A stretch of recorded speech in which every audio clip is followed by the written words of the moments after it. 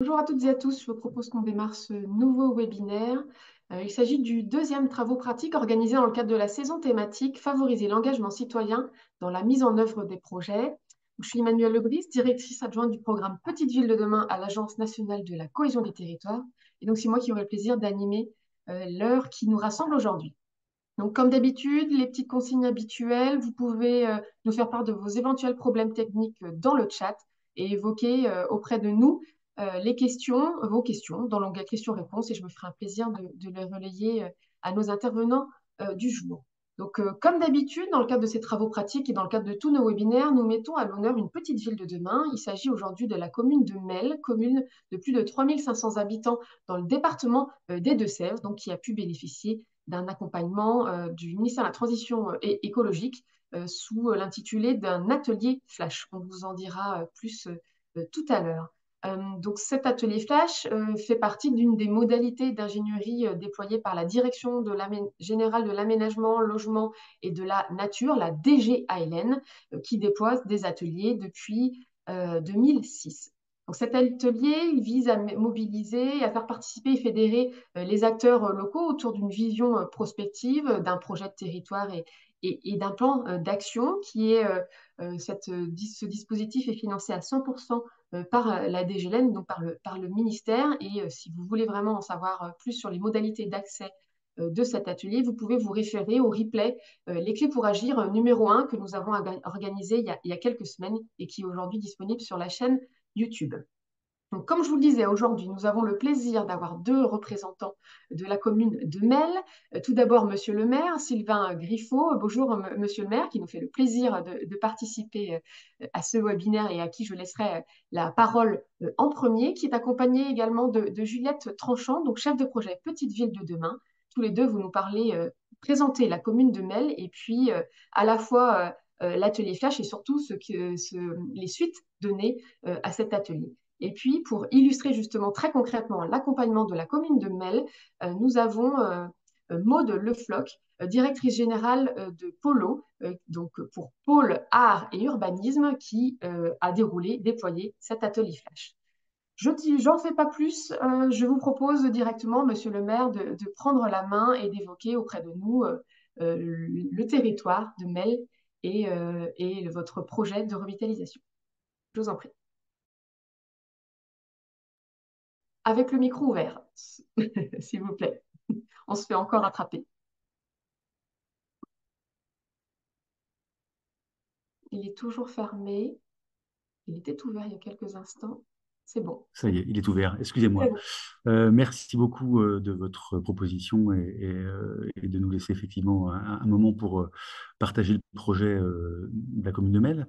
Donc, là, comme vous l'avez dit, la commune de Mel est une commune des Deux-Sèvres, qui est le chef-lieu du Pays mélois, hein, comme on peut le voir sur la carte, sur la diapo suivante, qui est une petite commune nouvelle, qui était une commune jusqu'en 2019 de 3500 habitants et qui a créé une commune nouvelle en 2019 pour former aujourd'hui une commune de 6000 habitants qui est le chef-lieu du Pays mélois, la communauté de communes Mélo-en-Poitou, à une cinquantaine de kilomètres de Poitiers d'un côté et à environ 80 kilomètres de La Rochelle de l'autre. Et à 20 et quelques kilomètres de Niort, j'y suis, il ne faut pas que je fasse d'impair. Euh, c'est un territoire très ancien. Le Pays mélois est une région naturelle. Un des territoires en France qui a été un des premiers à créer un syndicat mixte d'aménagement pour travailler de concert. Et une particularité de ce territoire, c'est que Mel est le chef-lieu d'un territoire à 6000 habitants, d'un territoire de quasiment 50 000 habitants, très multipolaire. Et sa multipolarité, elle s'incarne un petit peu aussi dans les petites villes de demain, parce que vous voyez que sur ce territoire, il y a 5 petites villes de demain qu'accompagnent deux chefs de projet qui est un peu le reflet de la multipolarité de ce territoire. La commune de Mel, c'est une commune qui n'a pas de futuroscope ou la mer, comme Poitiers ou La Rochelle, mais par contre qui a un patrimoine très ancien, très diversifié et très complémentaire.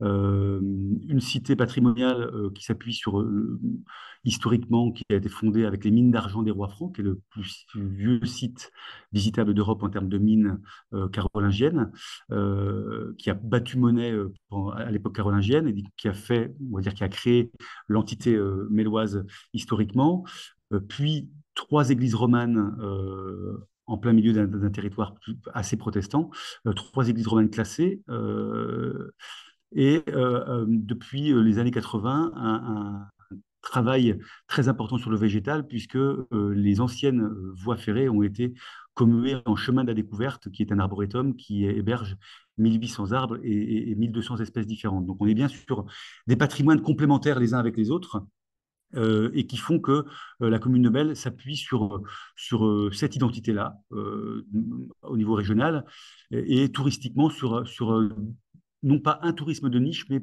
plusieurs tourismes de niche, parce qu'on a les personnes qui viennent pour le patrimoine roman, des personnes qui viennent pour le patrimoine euh, végétal, et un autre des patrimoines que la commune euh, on va dire, accumule, ou du moins dans lequel elle investit depuis maintenant les années 90, c'est le patrimoine contemporain. Et on voit sur l'illustration que vous avez sous les yeux, en bas à droite, l'église Saint-Hilaire, qui est une église classée au patrimoine mondial de l'UNESCO sur le chemin de Saint-Jacques-de-Compostelle.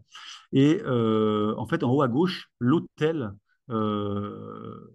qui trône à l'intérieur de l'église Saint-Hilaire, qui est une création contemporaine de Mathieu Lehanner. Alors Mathieu Lehanner, on le connaît un peu mieux en ce moment parce que c'est lui qui a dessiné la flamme olympique, mais dans les années en 2010, c'est lui effectivement qui a euh, créé cet hôtel contemporain. Et en fait, l'art contemporain, c'est une histoire assez ancienne, puisque aujourd'hui, l'été prochain, nous mettrons en œuvre la 10e biennale d'art contemporain de la commune de Melle, puisque cet hôtel est une commande publique et que pour cette biennale, la commune de Melle va procéder à sa 4e commande publique, et chacune des églises romanes sera dotée d'une œuvre contemporaine, euh, pas forcément sur le mobilier, mais dans un autre domaine. Je vous invite donc à partir du 29 juin à venir à Melle pour la biennale d'art contemporain. Ça vous permettra de découvrir l'ensemble du patrimoine. Dans cette petite commune, il y a une très très forte vivacité associative et un très fort engagement citoyen, une très grosse activité culturelle faite de beaucoup beaucoup de petits événements, qui est beaucoup portée par les associations, et un très grand nombre de clubs sportifs. La commune de 6 000 habitants a à peu près 150 associations qui y sont déclarées. Alors, c'est une grosse partie qui sont des associations méloises et d'autres qui ont l'échelle communautaire. Et c'est un peu tout naturellement que dans cette mandature, les élus et le conseil municipal a souhaité associer le plus largement possible les citoyens alors, à la politique municipale, par des assemblées citoyennes, par des commissions ouvertes et des comités consultatifs, par des rencontres habitants et élus itinérantes, et on en a mené environ presque une vingtaine depuis le début de ce mandat, par une nouvelle fête nationale qui s'appelle Tous sans mêle et qui associe associations et habitants, et par un observatoire de l'action municipale. Ça, c'était vraiment un ensemble de choix municipaux sur cette mandature, d'associer le plus largement les citoyens, c'est-à-dire de permettre aux citoyens qui sont très actifs dans la commune, et ceux qui le seraient moins, d'être aussi acteurs de la politique municipale. Euh, et au tout début de ce mandat, je reviens un petit peu sur le patrimoine, nous avions à retravailler notre homologation de petits systèmes de caractère. Euh, et ça a été le premier travail. Alors, il se trouve qu'on était en plein Covid, donc on a pu faire ce travail en déambulant dans des rues assez sereines, et avec du temps pour rédiger un dossier. Et l'analyse de tout ce qui avait pu être fait dans les décennies précédentes, et ce vers quoi nous voulions projeter la commune, qui n'était pas une révolution, nous a amené à aborder ce label et cette réhomologation à travers une phrase très très simple et très très courte, qui était habiter le patrimoine. Vous le voyez sur la photo vue du ciel, on voit pas, enfin, on voit l'église Saint-Savinien qui est à gauche, mais on voit un grand hôtel particulier qui est sur la gauche, enfin, ou presque au centre, entre la gauche et le centre de la photo, qui est l'hôtel de Ménoc, les halles de style Baltard, et cette grosse motte castrale sur laquelle on a une forte densité de population. Mais vue du ciel, ça paraît idyllique. Quand on se promène, il y a de la vacance, et il y a de la vacance aussi bien au niveau de l'habitat qu'au niveau de certains monuments patrimoniaux, comme l'hôtel de Ménoc, par exemple, qui a été un, euh, un hôtel particulier, mais qui a été aussi palais de justice, qui a eu quelques autres usages, mais qui depuis une quinzaine d'années n'est plus utilisé du tout, à part pour exposer des œuvres de la Biennale d'art contemporain. Et c'est un peu ce bâtiment qui a été le déclencheur de cette phrase habiter le patrimoine.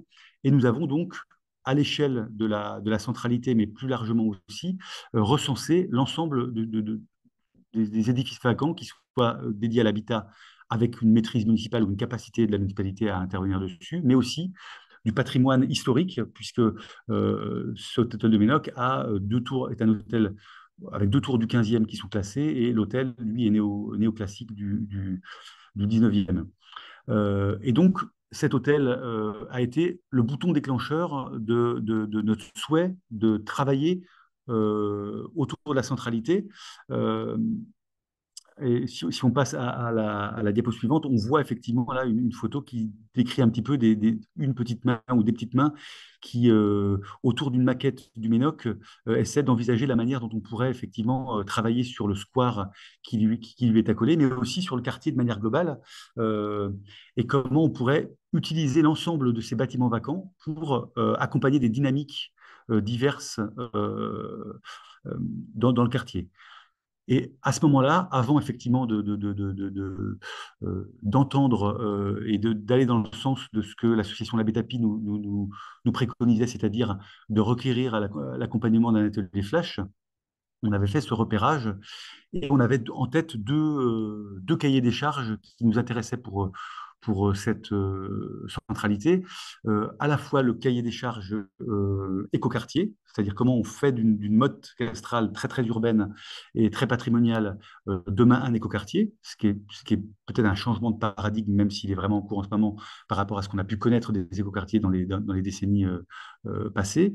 Mais de par l'activité culturelle très très forte de la commune de Mel, comment est-ce qu'on pouvait se servir de ce quartier-là aussi pour faire que l'économie culturelle, qui est parfois perçue comme une économie subventionnée, se développe au mieux pour devenir aussi une économie comme les autres, et que on fasse du quartier un levier pour que l'ensemble des acteurs économiques, enfin, artistiques et culturels de la commune puissent trouver dans ce quartier un vrai levier. D'où ce qu'on a appelé, nous, effectivement, aujourd'hui, un éco-quartier culturel et créatif. Euh, mais pour cela, il fallait effectivement qu'on puisse bénéficier d'expertise. Et nous avons répondu, effectivement, comme je disais tout à l'heure, à l'appel de l'association L'Abbé Tapi, qui avait repéré cet accompagnement possible par l'atelier Flash.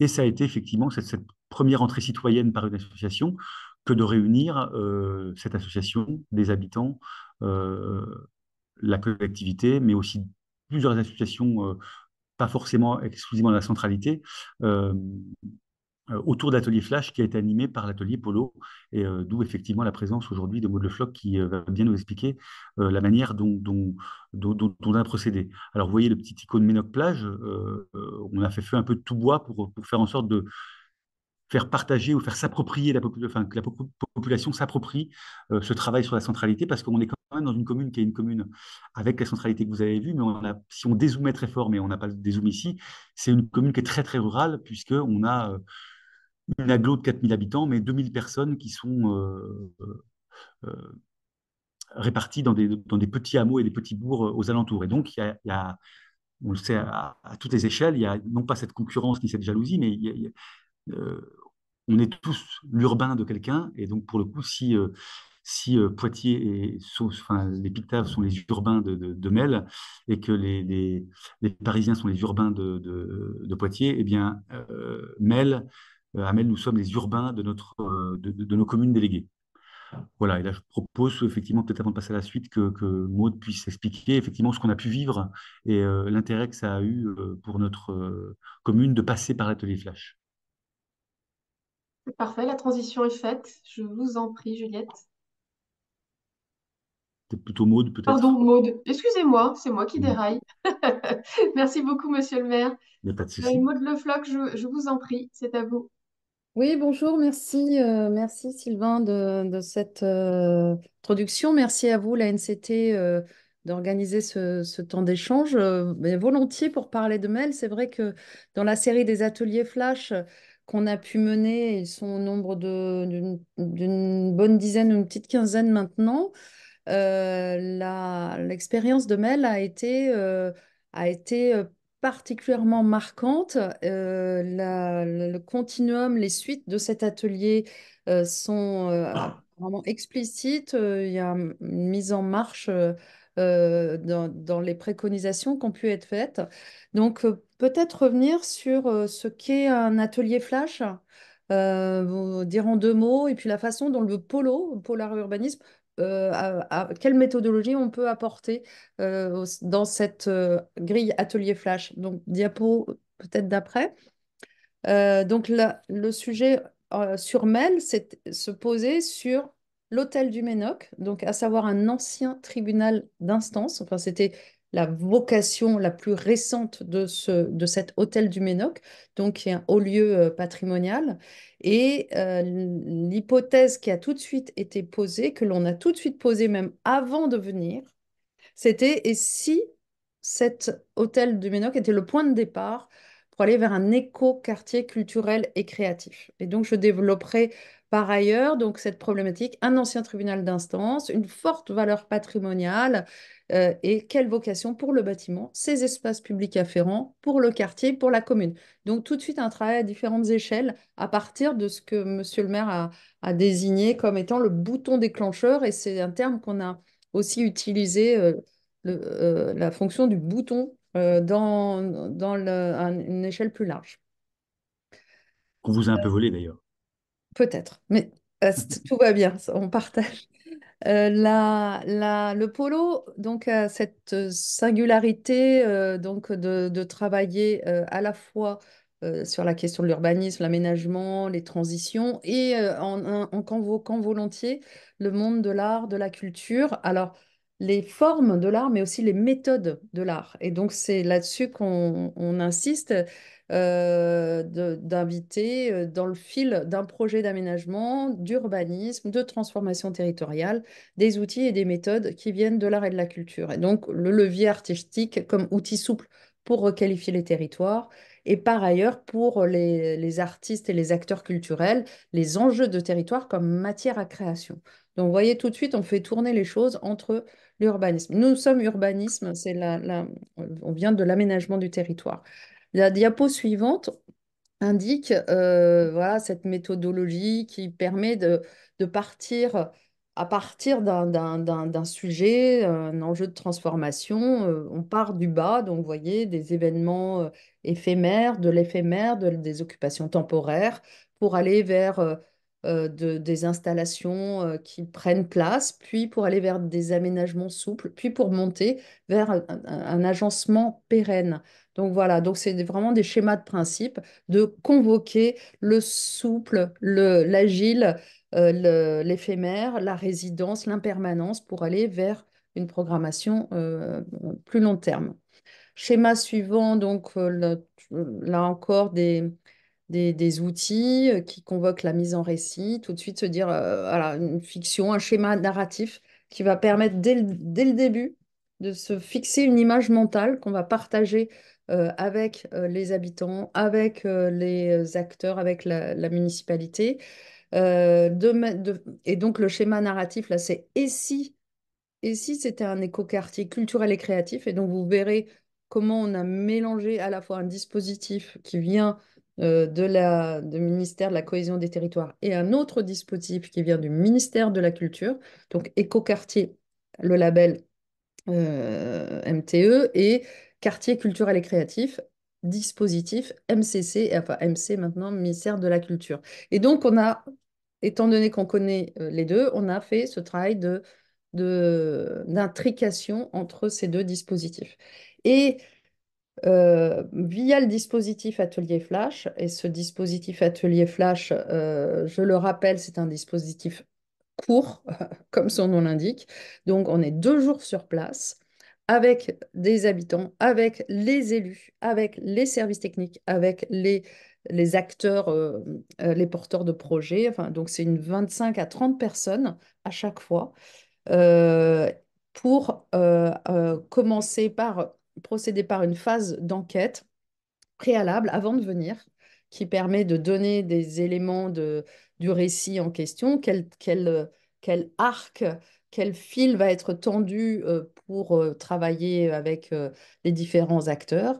Une phase d'animation avec des repérages sur place, avec une visite. Et donc, on demande à la commune de nous indiquer le sens de la visite, quels sont les points sur lesquels on va poser le regard et les intentions, et de travailler collectivement, d'aller sur une première restitution, de faire monter de façon très explicite et très opérationnelle. OK, voilà, on a fixé les grandes lignes et maintenant, par quoi on commence?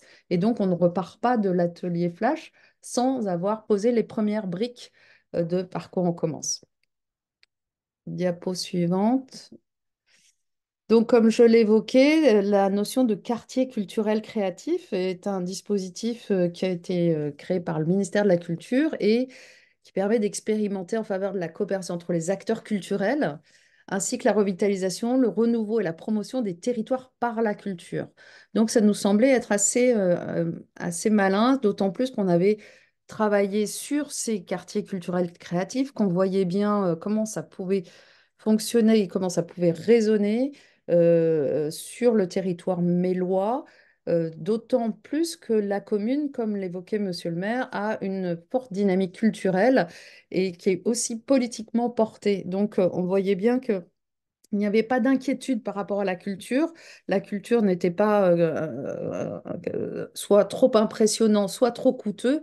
Au contraire, ça pouvait permettre de travailler des registres un peu qui sont toujours traités de façon classique par des approches plus créatives, par des approches plus économie sociale et solidaire, permaculturelles, d'oser de la créativité, de la fertilisation croisée, etc. Parce que quand on se retrouve avec cet hôtel du Ménoc au milieu du visage, comme le nez au milieu du visage, et qu'il n'a plus d'affectation, effectivement, ça crée un vide et de travailler à remettre d'appuyer sur ce bouton pour en faire un élément de spirale qui tourne sur différentes échelles. Donc, cette notion d'emboîtement des échelles, donc l'hôtel de Ménoc, nous l'avons très vite attrapé comme étant le point de départ d'une programmation à venir et tout de suite considérer cet hôtel, ce lieu, haute valeur patrimoniale comme on l'évoquait, comme pouvant accueillir de nouvelles occupations, de nouvelles activités, soit de façon pérenne, soit de façon temporaire, peut-être de commencer par des tests avec certains porteurs de projets, sachant qu'il y avait un projet de SIAP, il y avait un projet d'installation déjà aussi, de microfolie, enfin il y avait quelques débuts des embryons d'occupation, et de traiter ce lieu, le bâtiment, la programmation du bâtiment, immédiatement avec la place. C'est-à-dire que l'ensemble de la vocation pourrait être défini grâce à l'activation d'événements, de visibilité, de visualisation sur la place du Ménoc et que peut-être même sur cette place ou autour de cette place, des porteurs de projets, des activités, des commerçants puissent faire résonner ce qu'il y avait à l'intérieur sur l'extérieur. Et que ceci puisse, de la place du Ménoc au quartier, donc de créer par la pensée intérieure-extérieure, de travailler la polarité Ménoc comme active, comme signée, voire même siglée, c'est-à-dire avec une occupation particulière, des valeurs, une charte, et de fait attractive. Et ce quartier, ensuite, de le transformer et de le pousser jusqu'à la notion d'éco-quartier culturel et créatif et d'aménager le quartier et au-delà depuis l'impulsion Hôtel du Ménoc. Ouais, voilà, donc tout de suite, cet atelier flash nous a permis de travailler les trois échelles et de faire des allers-retours en permanence avec les participants de l'atelier. Ensuite, donc, le parcours a été le suivant. Donc, ça, c'est la première matinée, une enquête collective, une méthode de repérage. Les uns les autres doivent remplir des fiches lieux, des fiches acteurs, des fiches activités, des fiches enjeux. L'idée étant de produire une cartographie d'un quartier culturel et créatif mélois. Où sont les points d'appui? Où sont les ressources? Où sont les forces vives qui pourront être mobilisées et pouvant faire partie de ce même collier et de cette même chaînage d'acteurs. Donc cet atelier a permis de poser des scénarios, une gouvernance, identifier des résistances et, comme on l'évoquait, le par quoi on commence. Et ça, c'est une clé intéressante, c'est de ne pas repartir sans... On peut commencer dès le lendemain de l'atelier flash. Il peut y avoir des premières actions et ce qui permet de constituer un groupe de travail à minima ou voir une association de préfiguration ou un collectif qui continue avec les élus, avec les acteurs, avec à réaliser les suites du projet et la façon plus consistante pour évoluer vers une programmation définitive. Et dernière slide, me semble-t-il, non, quelques références. Donc, ça, c'est aussi notre rôle d'apporter des références. Donc, ici, vous avez l'association Le Vaisseau Mer, qui est un tiers-lieu rural en Ardèche, un écoquartier rural à Faux-la-Montagne. Et puis l'autre échelle, la Totnes, donc sur le programme Ville en transition. Donc, vous voyez, à chaque fois, on a apporté des références sur ces trois échelles, à la fois bâtimentaire, euh, plus largement à l'échelle d'un quartier et sur notion de ville en transition en tant que telle, notamment qui active le créatif, le culturel et voilà, donc des métiers de conception, des métiers de création, des métiers de paysage, d'architecture, d'urbanisme, etc., qui viennent aussi abonder. Voilà, et puis pour finir, l'idée de et si Mel était le laboratoire d'un écoquartier culturel et créatif, donc en créant une destination, en pensant la liaison entre plusieurs centralités, l'articulation multisite, l'articulation multi-acteurs, multi-activités et tout ça évidemment sur fond de transition, de renaturation, de travail en lien aussi avec l'environnement, la nature et retrouver la nature en ville. Voilà, donc j'en ai fini. Je suis peut-être allée un peu trop loin, mais c'est intéressant ce dispositif à cela d'intéressant qui permet de produire des livrables. Alors, je ne vous l'ai pas mis en... Mais c'est donc un journal qu'on édite à l'issue. Je crois qu'il y a une identité visuelle depuis qui a été créée, mais vous allez continuer. Et l'idée de faire démonstrateur, c'est un peu ça la logique de ces ateliers courts et intenses. Merci beaucoup, Maud. Comme vous le disiez, votre appui dans le cadre d'un atelier FASH permet, comme vous le dites, dès le lendemain de passer à l'action. Du coup, monsieur le maire, que s'est-il passé depuis? Que s'est-il passé depuis? Alors, comme l'a dit Maud, il y avait des embryons, hein. On a décidé de mener une étude plus longue. Comme toute petite ville de demain, on doit mener une étude globale de revitalisation. Euh, et en fait, on a choisi, Amel, de mener deux études de front. Alors, c'était peut-être un peu beaucoup, mais c'était aussi ambitieux et à l'échelle de ce qu'on avait à travailler comme, euh, euh, comme terreau. L'étude globale de revitalisation qui s'est axée beaucoup sur les mobilités et puis, on va dire, les places centrales et la manière de connecter la centralité aussi à cette commune nouvelle qui est rurale. C'était très important. Et, euh, et une deuxième étude qu'on a appelée étude écoquartier culturel et créatif, qui a été menée par le troisième pôle. Et ces deux études ont duré 18 mois. En fait, elles ont commencé quasiment aussitôt après l'atelier Flash et elles se sont terminées en fin 2023, parce que les restitutions ont lieu entre l'été 2023 et novembre 2023. Je vais laisser de côté l'étude globale de revitalisation qui n'a pas remis en cause quoi que ce soit du projet dont on parle aujourd'hui. Euh, mais dire que les deux idées que l'on avait sont en train de se concrétisent. Donc, il y a des choses qui vont vite. On avait l'idée d'accueillir une microfolie et on a obtenu des monuments historiques de pouvoir installer la microfolie dans l'hôtel de Ménoc.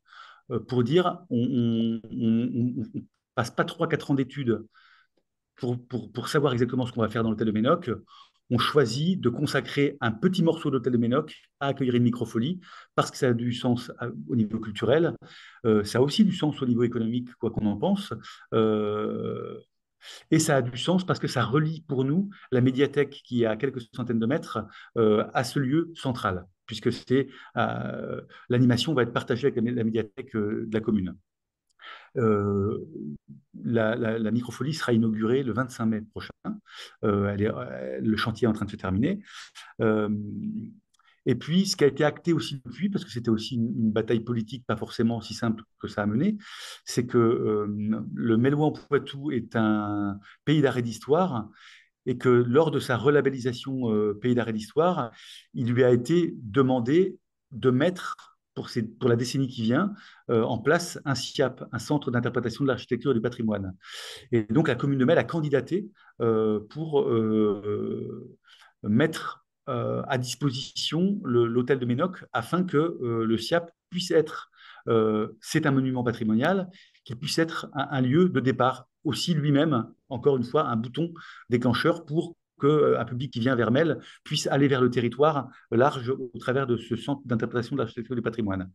Euh, euh, à l'issue de l'étude, et c'est la diapo suivante, euh, il a fallu, on a abouti finalement à toujours ce bouton déclencheur principal qui est l'hôtel de Ménoc, gros bâtiment au centre du centre, mais on a identifié différentes dynamiques qui avaient été déjà pré-identifiées lors de l'atelier Flash, mais sur lesquelles on a poussé un peu plus loin lors de l'étude globale et des dynamiques qui associent des citoyens, qui associent des associations, qui associent des porteurs de projets comme l'habitat jeune, comme le centre culturel, qui ne sont pas forcément des structures qui sont implantées directement en centralité.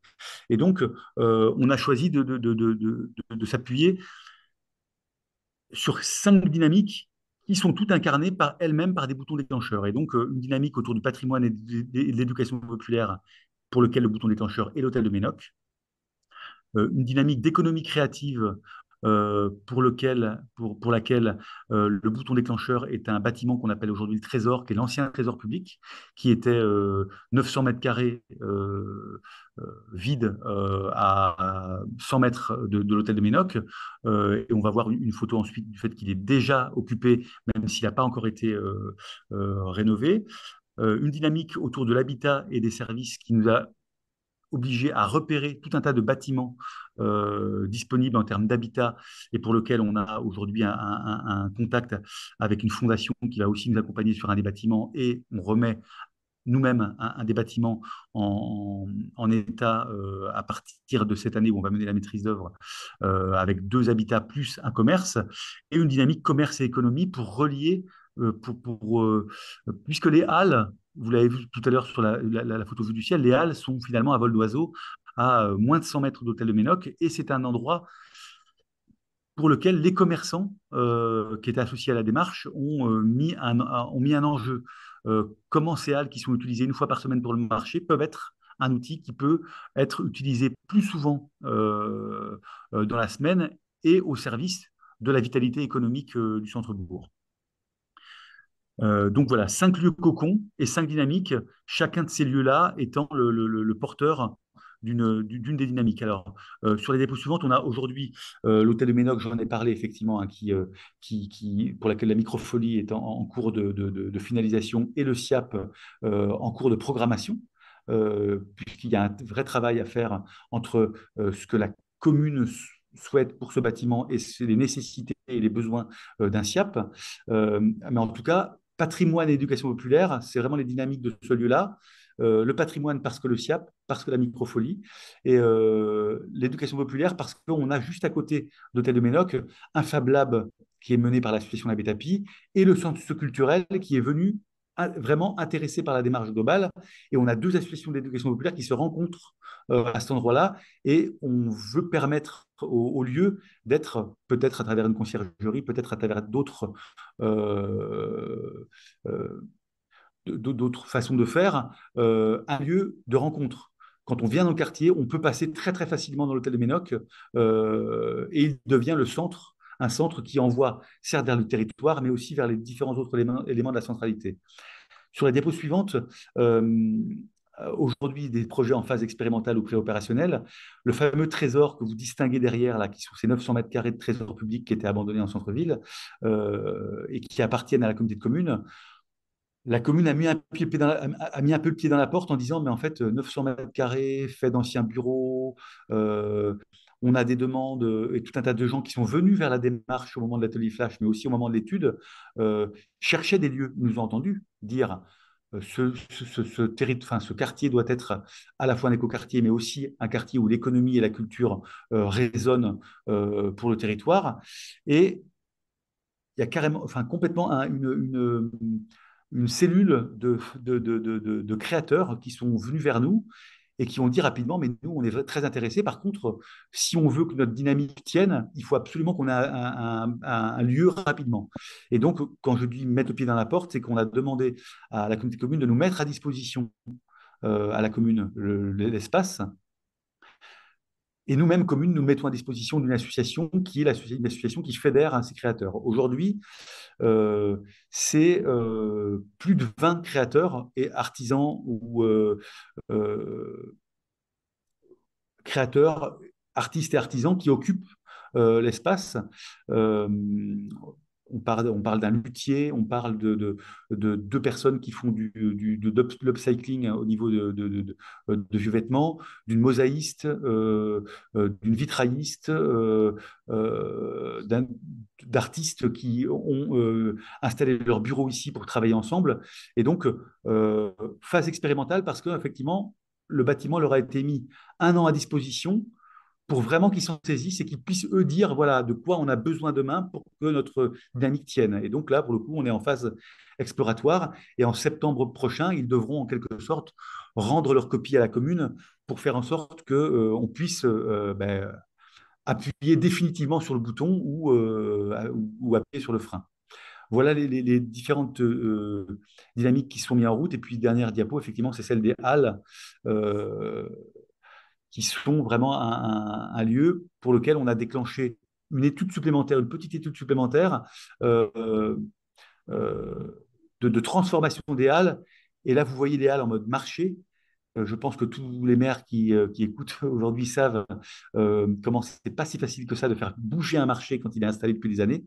Et là, on a un objectif, c'est de faire basculer, peut-être, mais c'est expérimental, le marché que vous voyez installé à gauche des Halles, sur la partie droite, sur cette grande rue qui est en fait historiquement le lieu du marché, sachant que là où est installé le marché aujourd'hui était le champ de foire, et c'est-à-dire rapprocher le marché hebdomadaire des commerces sédentaires et de faire en sorte qu'il y ait une vraie porosité entre les commerces.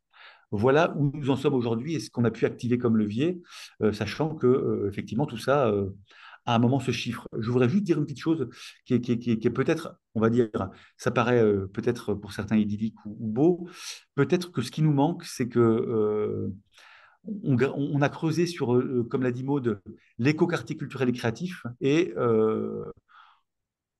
bien, au moment où on a identifié cette dynamique, il était déjà trop tard pour déposer un dossier auprès de l'État en termes de quartier culturel et créatif, où là, il y a un accompagnement. Et peut-être que ce qui nous manque aujourd'hui en termes de moyens humains, parce que ce n'est pas forcément des moyens financiers que la commune a complètement pour se doter des moyens humains nécessaires, c'est qu'à la fois, on a 5 petites villes de demain, mais que 2 chefs de projet. Et donc, le chef de projet qui vient sur mail vient pour au minimum 20% de son temps, un peu plus, mais en tout cas, on n'a pas un chef de projet avec tous ces projets-là à temps plein. Et ça, c'est peut-être à la taille de la commune de Mel un handicap, même si les personnes qui sont là font vraiment un super boulot. Et ce qui nous manque aussi, c'est ce qu'aurait pu nous apporter la labellisation QCC qui amène un emploi à disposition des acteurs économiques. Et aujourd'hui, on voit bien que sans cet emploi-là, qui est à disposition des acteurs économiques, ben, la dynamique est encore un peu trop dépendante de mon point de vue de la collectivité. Voilà où nous en sommes. Merci, Monsieur le maire. Il y a une dernière slide qui nous permet de reboucler très concrètement avec le sujet de notre saison thématique. Est-ce que vous voulez l'illustrer ou la commenter sur justement quels sont les ajustements ou la réflexion en matière d'engagement et de participation citoyenne? Alors, en termes de participation citoyenne, on a décidé de créer une assemblée Ménoc qui se rassemble plusieurs fois par an qui peut être composé de différents groupes, hein. On a vu le Trésor. Ben, le Trésor, c'est un groupe qui travaille autour de cette dynamique d'économie créative. Et l'ensemble des membres de ce groupe-là peuvent faire partir de l'Assemblée Ménoc comme ils peuvent envoyer des représentants à l'Assemblée Ménoc. Là où il y a des choses qui peuvent parler, c'est que vous avez vu une photo tout à l'heure de l'hôtel de Ménoc, qui est un ancien palais de justice.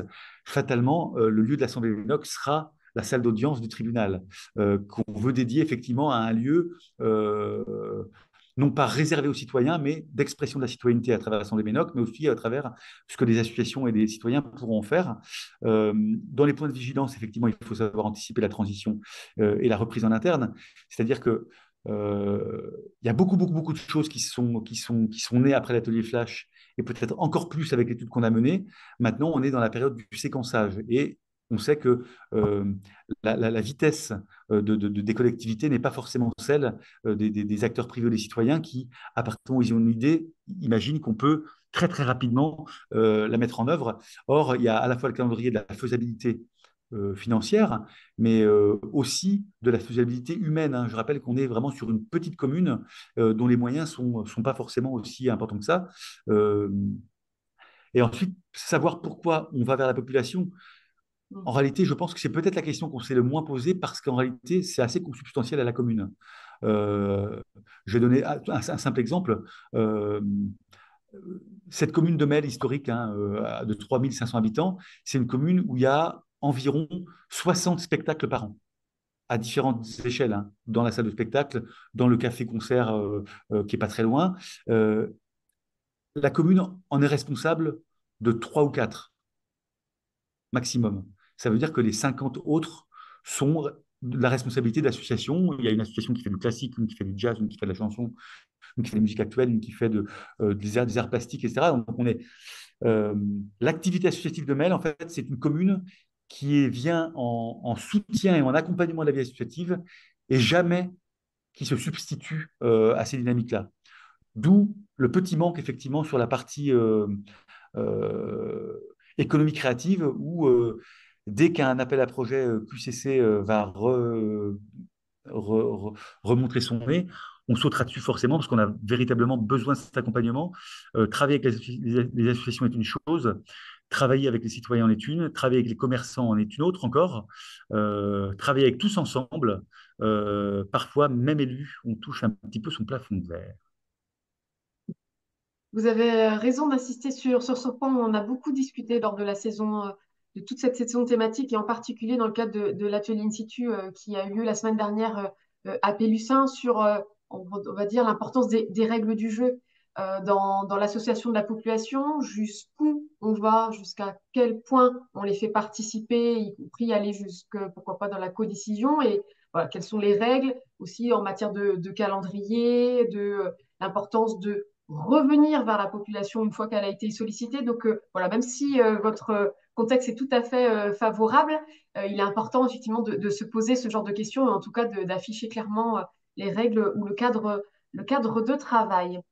Merci, Monsieur le maire. Est-ce que, il y a un souhait de complément de la part de Juliette Tranchant, peut-être? Je crois que Monsieur le maire a dit l'essentiel des propos. Moi, je En peux tout cas, je pense. Pardon. Oui, Maude, Oui, allez-y. peut-être apporter quelques, mais je trouve formidable, voilà, toute l'avancée, l'élargissement, enfin, effectivement, le bouton, on est sur trois espaces qui se dialoguent les uns avec les autres, et je comprends très bien là les difficultés d'être aussi un peu court en RH, en ingénierie, et qu'effectivement, porter tout ça, c'est beaucoup. Donc, il y a les rythmes et les séquençages et l'arythmie entre collectivité et acteurs, les besoins des acteurs. Donc, c'est vrai que la stratégie du temporaire et savoir créer les conditions du temporaire ou de l'intercalaire, de l'intermédiaire, c'est des choses que même en ingénierie, c'est pas si simple.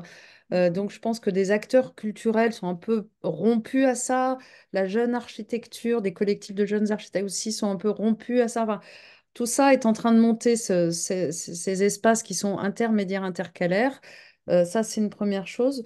Je pense qu'au-delà de quartier culturel et créatif, qui est un dispositif, mais en gros, qui est un dispositif tiers-lieux, hein. Je pense qu'il y a d'autres appels à projets qui peuvent éventuellement être mobilisés là, j'ai vu qu'il y avait France Tiers-Lieu avait lancé une étude d'évaluation et donc ils vont relancer les choses qui peuvent se mettre en place.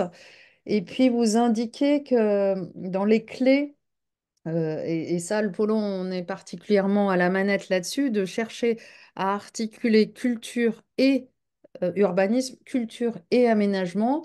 Et donc, il y a, sachez-le, via le fonds vert et le fonds friche, la possibilité de mobiliser de l'action ou de l'activité ou de la méthode artistique et culturelle pour faire projet. Donc, ça, c'est aussi c'est dans les cahiers ingénierie du fonds vert notamment. Et puis, un travail que l'on réalise avec les deux ministères culture et transition, qui est autour de clauses culture à introduire dans les marchés publics comme il existe des clauses insertion, des clauses développement durable, d'avoir des clauses culture qui permettent justement de financer de la coordination, de l'action, des premières actions, et donc de façon très intégrée dès les premiers marchés publics qui sont lancés, que ce soit dès les AMO, dès la maîtrise d'œuvre urbaine, mais les entreprises, et de fait d'avoir une dynamique contributive aussi au sein de l'opération. Mais on pourra en reparler avec ceux que ça intéresse parce qu'en plein on termine la définition et des premières opérations test là-dessus. Très intéressant. Et merci pour ces compléments et notamment les perspectives d'appui aussi du fonds vert, hein, qui, comme vous le savez, est une enveloppe à la main des préfets et qui peut être mobilisée pour vous accompagner dans vos projets et dans vos investissements. Je pense que vos propos ont été très clairs, puisque ça n'a pas fait appel à des questions de la part de ceux qui nous écoutent. Donc, il est venu pour moi le temps de clôturer finalement ce webinaire et d'ores et déjà de vous remercier pour votre intervention qui, j'espère, comme on se le disait en introduction, va inspirer. En tout cas, merci pour votre témoignage et de rendre aussi simple, pardon, vos propos ont rendu finalement vous l'avez rendu votre projet, pardon, je vais y arriver, simple, alors que finalement, dans les faits, c'est loin d'être évident, mais en tout cas, vous avez su démontrer l'intégration et toutes les passerelles que vous tissez entre les différents projets pour que ce soit le plus cohérent possible et le plus simple d'approche possible pour votre population. Merci beaucoup. Il nous reste 2 rendez-vous dans le cadre de cette saison thématique qui a été courte sur un bon mois, mais néanmoins riche. On a un dernier clé pour agir sur la participation citoyenne dans les projets d'habitat qu'on vous propose mardi de la semaine prochaine, mardi 9, et nous aurons un dernier webinaire, donc travaux pratiques, où nous donnerons cette fois-ci la parole à Cœur de Bastide de la commune de Saint-Foy-la-Grande, donc en Gironde, pour évoquer un projet donc de tiers-lieu. Merci encore à tous et je vous dis à très bientôt. Je vous souhaite une bonne après-midi.